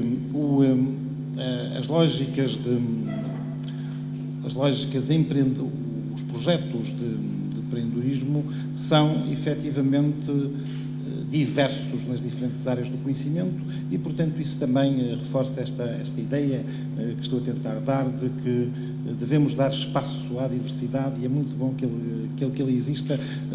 Ela pode ser vista como uma lógica competitiva, mas pode ser vista também como uma lógica de uma afirmação diferenciada que é essencial ao sistema. O mesmo se passa com o mercado, com ligação ao mercado de trabalho. Nós temos exemplos em todas as instituições de ensino superior ou em quase todas de realização de feiras, de job shops, de jornadas em que se convidam empregadores a virem às universidades, a fazerem as suas exposições. às vezes isso é feito por grandes empresas, às vezes é feito em feiras com diversas empresas, há mecanismos diversos de estágios profissionais, portanto a preocupação da inserção no mercado de trabalho é algo que também está presente na maior parte das instituições. Volto a dizer, é muito bom que existam estratégias diferentes e que essas estratégias diferentes sejam modos de também as diferentes instituições afirmarem e encontrarem o seu espaço, porque essa diversidade, a diversidade é uma riqueza do sistema e, do meu lado, terão sempre um discurso muito oposto a lógicas de normalização e de excesso regulamentar para tentar padronizar muito o sistema, que me parece que isso é altamente negativo. Muito obrigada, professor Dr. Joaquim Morato. Bem, concordando com o que o professor António Cunhas disse e para não procurar repetir-me, é evidente que a diversidade é fundamental, que existem muito boas práticas, tanto no empreendedorismo como na inserção na vida ativa, mas há sempre espaço para fazer mais, como é evidente. No empreendedorismo, posso referir um bom exemplo que temos nos Politécnicos, que é o Poliempreende, um projeto que já vem na 12ª edição, que conta com todas as instituições politécnicas, que funciona como uma incubadora, como uma oficina, que gera ideias, que promove essas ideias a projetos e que acompanha essas equipas na realização, na concretização de empresas, que já registou quase uma centena de patentes, que tem mais de uma centena de empresas criadas e que está agora a preparar-se para fazer uma pool internacional, ou seja, que estas equipas possam integrar membros de outros países e que os próprios projetos possam internacionalizar-se desde o seu início. É uma boa prática, procuramos que seja disseminado o mais possível, que seja seguido. Evidentemente, como foi dito, tem um excelente desenvolvimento em algumas instituições, não tão bom noutras, mas isso faz parte do desenvolvimento também de cada instituição. No gabinetes de inserção na vida ativa, para responder à segunda questão, existem. A rede de estágios também é uma prática em praticamente todas as instituições, bolsas de emprego, feiras, mas é preciso sempre mais, não é? Evidentemente, mas já temos um bom caminho percorrido nestes domínios. Muito obrigada, professor Dr. Armando Jorge Carvalho. Bom, eu penso que realmente já foi mais ou menos tudo dito. Eu acrescentaria duas coisas unicamente como exemplos de algo que tem resultado tanto numa área como na outra. No caso do empreendedorismo, por exemplo, a incorporação de uma disciplina transversal em todas as áreas que estão nas instituições e, normalmente, poder incorporar isso, por exemplo, em projetos durante o curso que depois são avaliados por empregadores. Portanto, isto é uma prática que, ao longo do curso, inevitavelmente, há ali uma carga de responsabilidade sobre os estudantes, naturalmente, que lhes possibilita esta comunicação com os empregadores e que muitas vezes resultam em coisas muito interessantes que os próprios empregadores depois desenvolvem normalmente com o próprio aluno. Portanto, é uma forma, enfim, das muitas que já foram focadas aqui. Relativamente ao problema dos estágios, eu venho a defender há muito uma coisa que também é prática e há muitos anos em algumas instituições, que é a própria incorporação na estrutura curricular do estágio. Isto significa que normalmente traz um grau de empregabilidade excepcional relativamente a essas áreas. Foco isso e tenho experiência própria dessa situação em pelo menos duas áreas. e em que a taxa de empregabilidade desses cursos é efetivamente muito elevada, na medida em que faz todo sentido que um aluno que está em estágio, digamos, curricular, portanto, faz parte do curso e é com ele que termina a sua licenciatura ou o seu grau, depois, normalmente, eu diria, pela experiência que temos, na ordem dos 80%, permanecem na empresa. E isso significa que, naturalmente, aumentamos a taxa de empregabilidade através de uma situação que está incorporada no próprio plano curricular. Isto são 2 exemplos, meramente, para complementar aquilo que foi dito pelos colegas do painel. Muito obrigado. Muito obrigada. Gostava de saber se há mais questões ali do lado esquerdo, por favor. Antes de mais, muito boa noite ao painel e a todas as autoridades presentes. Boa noite aos meus colegas estudantes e a todos os presentes. O meu nome é André Ferreira, eu sou estudante da Escola Superior de Tecnologias da Saúde do Porto, pertenço ao Instituto Politécnico do Porto. A minha pergunta é mais dirigida ao Sr. Presidente do Conselho Coordenador dos Institutos Superiores Politécnicos. Já muito se falou, e nos discursos iniciais do painel, muito se falou em ser óbvio e claro para todos, e acho que de facto não há dúvidas, da importância da formação superior no que toca à obtenção de emprego, não só a nível de formação profissional, mas como de remuneração. Mas também se falou de massificação como sendo um termo negativo. A minha tendência será para concordar, e a minha pergunta seria: de há uns anos para cá nós temos experienciado um aumento na taxa de desemprego dos jovens licenciados, e essa taxa não é só explicada pelo aumento populacional.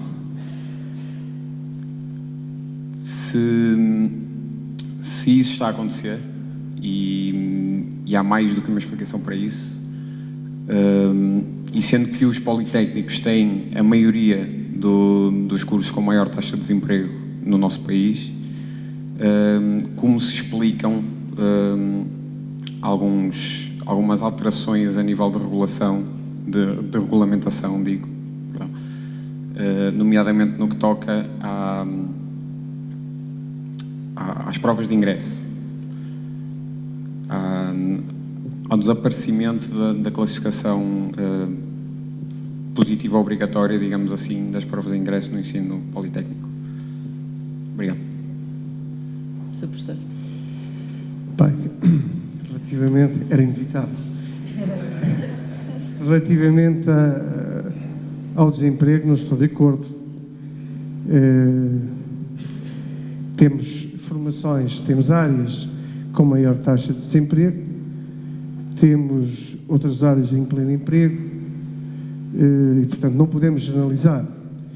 Depois também temos instituições localizadas em regiões com maior dificuldade, com tecido empresarial mais frágil, e, portanto, também contribui para alguma dificuldade na fixação desses jovens, de encontrar o emprego. Portanto, a questão do desemprego, temos de tudo. Temos o bom e o menos bom, mas ainda assim a taxa de empregabilidade é bastante razoável. É evidente, se falarmos em áreas tais como a formação de professores, por exemplo, é evidente que temos uma taxa elevada, mas isso não tem a ver com o sistema ou com o subsistema. É um problema nacional. Relativamente ao acesso, para arrumar a questão imediatamente, e como disse bem, muito se tem falado, mas pouco se tem dito. Falou-se provavelmente demais e ficou por perceber o que é que estava em causa. Eu vou ser muito parco em palavras sobre este assunto, e devem perceber também porquê. Não está em causa o que nós acreditamos é que o acesso não responde, neste momento, às necessidades do país. Não responde. As regras atuais fazem com que sejam desviados muitos jovens, não para as áreas que efetivamente o país precisa, para áreas com maior empregabilidade, e são desviados para outras áreas com menor empregabilidade. E, portanto, sentimos que o acesso não responde às necessidades do país. E o Conselho está disponível para equacionar qualquer solução que consiga encontrar uma saída para que se responda melhor a estas necessidades do país. Uma qualquer solução que responda melhor a esta solução. E não é retirar exames, não tem nada a ver com isso, não é nada disso. Será a solução encontrada, mais equilibrada, que responda o melhor possível às necessidades do país. E não vou dizer mais nada. Mas, perdoe-me, mas também às necessidades dos politécnicos, porque têm vindo a perder alunos? Não. A questão tanto tem a ver com os politécnicos como com as universidades, com o ensino superior em geral. A questão é que nós estamos a ter uma fuga de jovens de determinadas áreas, por razões muito concretas, que sabemos todas quais são, e que, efetivamente, o país vai pagar um pouco mais à frente por isso. Professor António Cunha, penso que queria também falar. Eu relativamente a este assunto, e porque a palavra massificação já foi usada pelo menos 3 vezes, gostava de reiterar que sim, que deve ser um objetivo nacional a massificação do ensino superior. Só seremos uma sociedade a cumprir os tais objetivos da sociedade de conhecimento quando o ensino superior for algo massificado. Massificado significa que a grande maioria uma parte muito significativa da população, e a nossa meta mínima agora que queremos atingir é os 40%, esteja neste escalão educacional, e, portanto, isso significará algo totalmente diverso de uma sociedade em que o ensino era feito a partir de apenas para uma elite.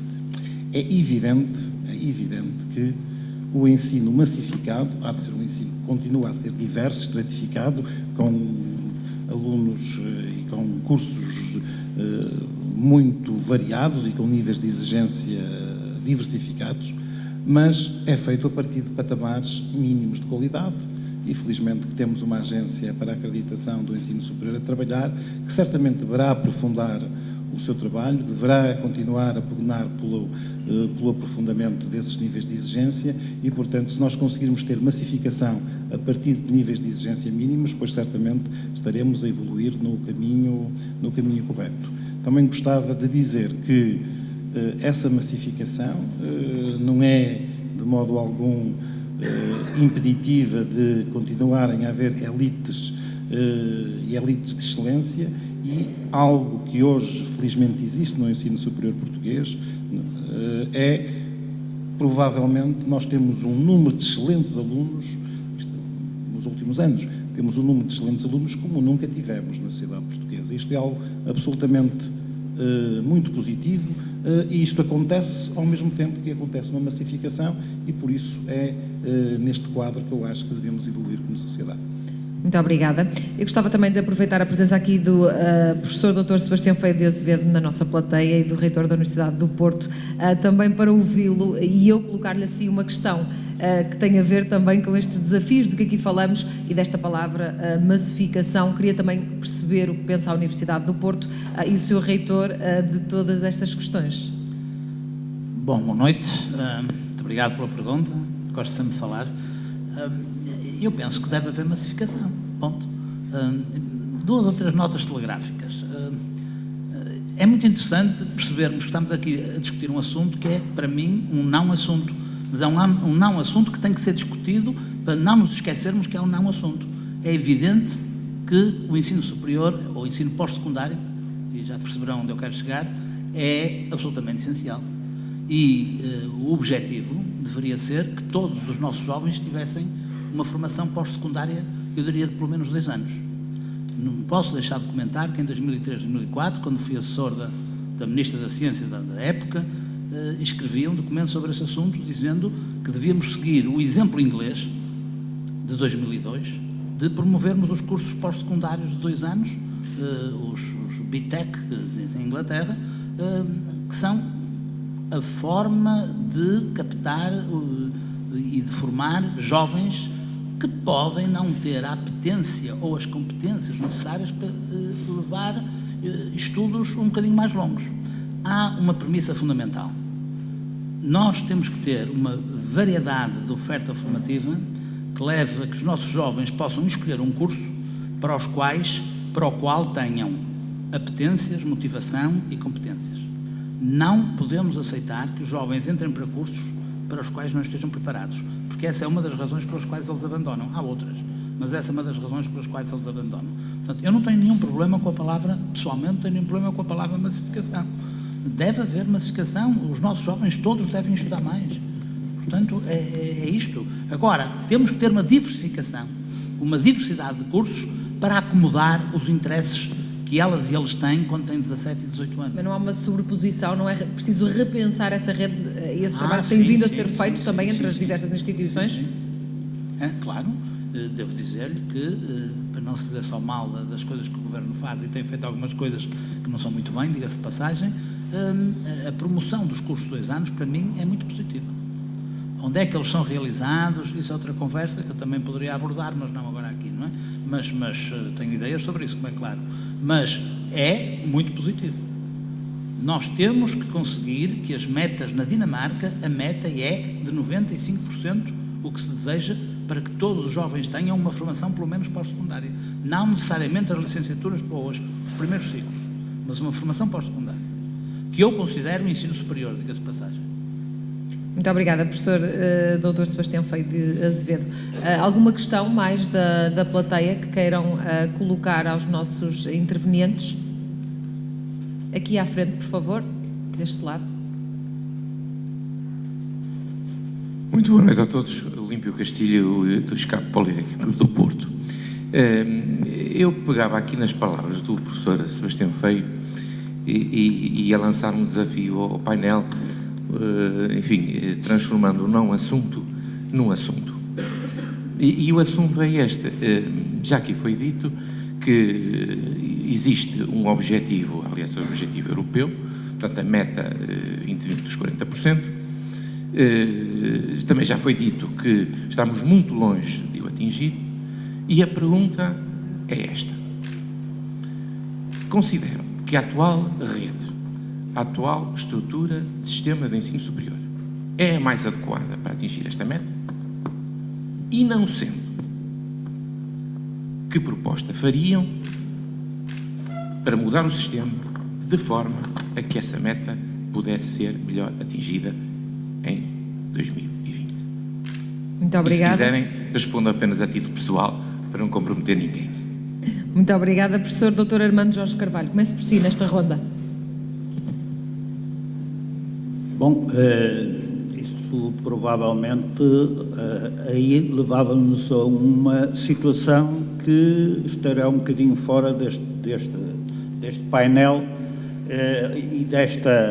e do tema desta conferência. Porque, efetivamente, nós temos nessa situação duas realidades que, naturalmente, são diferentes e cujos problemas, em termos estruturais de rede, também são diferentes. Naturalmente, temos uma realidade que é o subsetor público e temos uma realidade com o subsetor privado. Eu permito-me, naturalmente, podendo ter ideias, mas permito-me só focar aquele que me diz respeito e, naturalmente, considero que é uma situação, na minha ótica, o ensino superior dá muito tempo a esta parte e por razões, enfim, todos nós conhecemos e que provavelmente não interessará neste momento focá-las, cresceu mal. E cresceu mal e cresceu de uma forma completamente anárquica. O que significa que nós, neste momento, temos essa realidade com um panorama que, naturalmente, mudou muito. Ou seja, a estrutura continua semelhante e o panorama, relativamente ao país e ao próprio mundo, mudou muito. Naturalmente que eu defendo que, inevitavelmente, essa reestruturação, até por razões várias, de economia de escala, de um conjunto de situações, que, inevitavelmente, há coisas, como eu disse há bocadinho, não se compadecem de que se desenvolvam por quintas. Nós aqui em Portugal temos um problema cultural terrível, que é o desenvolvimento de quintas, mas não é no ensino superior, é em todo lado. Toda a gente quer ser dono de uma quinta e, naturalmente, que isto é complicado, não é? Porque deixar de ser dono da quinta, é isso e os títulos, não é? Porque eu agora sou presidente e depois deixo de ser, é um problema cultural que é muito complicado. E isto talvez só com mudança geracional, com outras mentalidades mais abertas, é que provavelmente lá vai.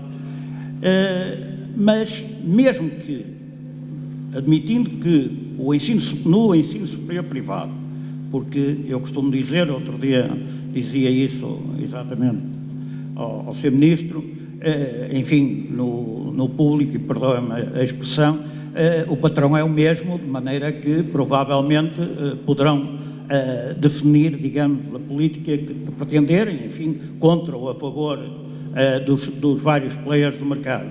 No privado isso não é assim. Nós temos um conjunto de realidades completamente distintas, desde limitadas a SAs, a cooperativas, a fundações, e naturalmente depois, para alterar este estado de coisas, não passa só pelo Ministério da Educação, não é? Passa pelo Ministério da Economia, passa por um conjunto de coisas que eu diria que fazer isso num curto espaço de tempo, aí eu considero muito complicado.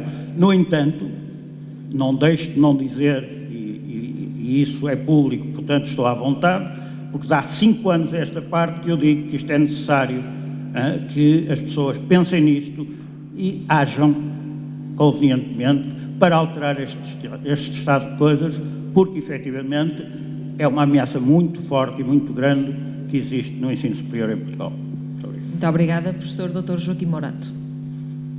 Eu há pouco disse que a capacidade instalada do ensino superior é suficiente para responder a essa meta e, por conseguinte, considero que o problema não esteja do lado da oferta, mas sim da procura.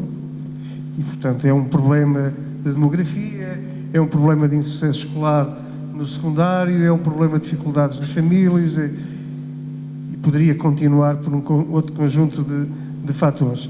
E, portanto, bastaria para conseguirmos atingir esta meta que, em vez de termos 40 mil candidatos a ingressar no ensino superior no ano, passar para 50 mil.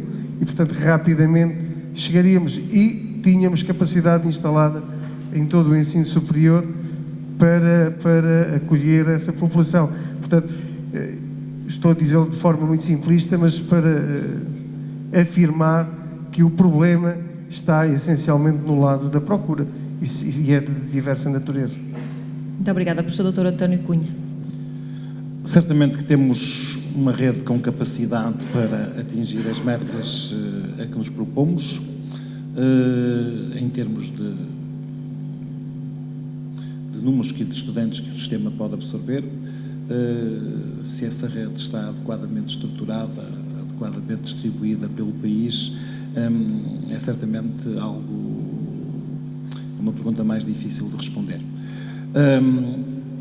A competitividade do sistema é algo que devemos também considerar como muito positivo e necessariamente intrínseco a um sistema universitário moderno. A competitividade interinstitucional contribuiu muito para a melhoria da qualidade que nos últimos anos se verificou no tecido do ensino superior nacional. É evidente que estamos a falar de competitividade e até uma concorrência institucional no quadro de instituições de ensino superior, que ela tem contextos diversos daquilo que é chamada concorrência mais no domínio empresarial e, portanto, deve ser vista sob um prisma diferente. Mas essa competitividade é positiva, agora ela também deve coexistir com um quadro de cooperação institucional que deve ser igualmente promovido e que certamente há espaço para existirem as duas abordagens e até de uma certa dialética entre as duas poder nascer um resultado mais interessante. Contudo, para isso existir, devia haver um quadro muito claro e regras do jogo bastante bem definidas e, infelizmente, por várias razões, é isso que não tem existido. Por exemplo, temos esse número dos 40%, mas nunca vimos os nossos governantes, nem os atuais, nem o governo anterior, definir de um modo claro como é que isso seria atingido a partir dos vários subsistemas. Já ouvimos timidamente o nosso secretário de Estado a dizer que provavelmente 1/3 para cada área, para o universitário, para o politécnico e para, portanto, a formação pós-secundária, mas isso nunca sequer chegou a ser afirmado de uma maneira muito convincente, mas seria muito bom, e volto à minha questão inicial, se o país soubesse que ensino superior queria, para que é que quer o ensino superior e que sistema precisamos, pois provavelmente nós como sociedade tínhamos que ser capazes de definir essas metas. E isso ajudava a definir alguns parâmetros. Também era muito bom que, e no caso do sistema público, pois o quadro de financiamento fosse um financiamento claro, mais do que ser muito ou pouco, certamente que depois gostaríamos que fosse em determinado sentido, mas mais do que isso, era absolutamente, não é possível estarmos aqui a falar e a perceber se pode haver sustentabilidade de instituições ou não, quando o orçamento é discutido anualmente e às vezes quase em cima do planeamento para o ano letivo seguinte. Se dentro de um determinado quadro as instituições soubessem de facto como é que vão ter que viver durante os próximos 4, 5 anos, independentemente do envelope financeiro ser maior ou menor, pois certamente isso, não tenham dúvidas, induziria algumas estratégias mais consolidadas e mais lúcidas entre instituições que, com alguma abordagem de curto prazo, como é feita hoje, pois se torna mais difícil. Volto a dizer, as exigências de qualidade por parte de uma entidade como a agência são absolutamente essenciais para que isto possa acontecer. E, portanto, eu acredito convictamente que se as regras deste jogo estiverem claramente definidas, pois veremos movimentações e articulações de geometria institucional a acontecerem a partir das instituições, que é isso que deve acontecer. Por último, e relativamente àquilo que disse, há também, e voltamos à questão de para que é que queremos o ensino superior, perceber se o ensino superior é ou não, e as instituições de ensino superior, o ensino e aquilo que elas fazem, são também ou não efetivas ferramentas de estratégia de desenvolvimento regional. Porque uma coisa é pensar as instituições de ensino superior todas à luz dos mesmos parâmetros e dos mesmos indicadores e de um financiamento a partir do Ministério da Educação ou do Ministério do Ensino Superior. Outra questão é pensar algumas dessas instituições como talvez uma das ferramentas mais efetivas que se possa ter de desenvolvimento regional, sobretudo as que estão no interior, mas então o seu quadro de financiamento devia ser diferente daquele que é hoje. E, portanto, para mim, volto sempre ao mesmo ponto, temos que saber para que queremos o ensino superior e como é que ele se integra nas políticas de desenvolvimento do país. Muito obrigada, professor Dr. Armando Jorge Carvalho. Penso que quer acrescentar algo. Sim, eu só queria acrescentar uma coisa. Eu falei na reestruturação relativamente às unidades, às instituições, mas queria pegar aqui nas palavras do Sr. Reitor da Universidade do Porto relativamente à oferta. E é fundamental a reestruturação da oferta. A reestruturação da oferta que passa, naturalmente que a competitividade é importante, mas também é importante, principalmente em determinado tipo de graus, a complementaridade. E se essa situação não acontecer, e isso tem que haver, efetivamente, uma interação institucional forte, para que realmente todos possam ganhar com isso e, naturalmente, o próprio aluno decorrente dessa situação. É fundamental. Claro que isto é complicado, porque, mais uma vez, eu volto à política das quintas e, portanto, cada um quer ter a sua quinta e isto é complicado, mas é fulcral e fundamental fazê-lo. Muito obrigado. Muito obrigada, Daniel Freitas. Dizer aqui, naturalmente, que o tema da rede nos levaria a um debate ainda maior do que este, mas de facto comprometo também aqui dar algumas notas também do entender do movimento associativo e da parte dos estudantes. Obviamente que concordar aqui com o Sr. Reitor da Universidade do Porto e, de facto, a oferta dos cursos de 2 anos com o objetivo de atingir esta meta, de facto, é uma ideia boa, mas não há pior coisa que fazer uma boa ideia do que implementá-la mal. E isso, de facto, é aquilo que está no topo dessa discussão e, de facto, acreditamos que daqui para a frente se possa depois discutir isso com maior abertura, também aproveitando, de facto, o período eleitoral.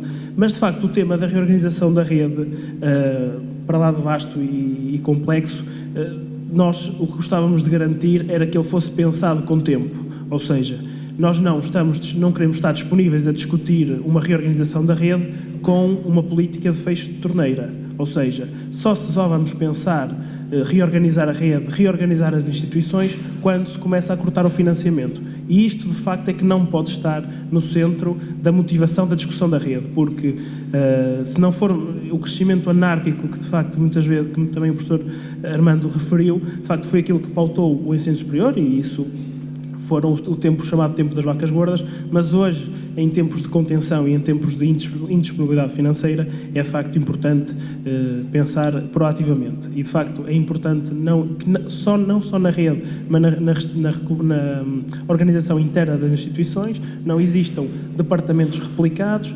departamentos ou entidades que convivam porta com porta e de facto tenham a mesma missão, não haja ganhos de escala no trabalho conjunto e na criação de sinergias, porque parece-me que é uma palavra fundamental associada aos consórcios, associada à forma como as unidades orgânicas trabalham dentro das instituições e as instituições possam trabalhar em rede, é a palavra sinergia e, de facto, trazer aqui essa importância de reorganizar, que disponibilizará certamente verbas que depois possam ser reinvestidas noutras questões.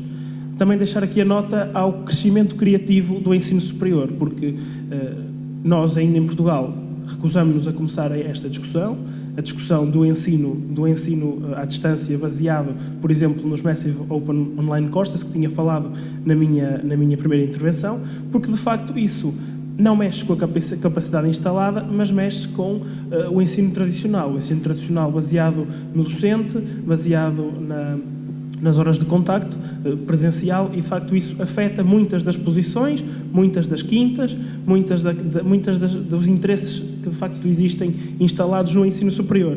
E, de facto, mas certamente desafios que são interessantes, por exemplo, é um estudante poder ter uma aula, por exemplo, de Química Orgânica com o melhor professor do mundo de Química Orgânica. E isso, se calhar, é impossível tê-lo cá em Portugal, mas, de facto, hoje, à distância, é possível ter as aulas teóricas do melhor professor de Química Orgânica ou de outra qualquer matéria que de facto, possa acontecer.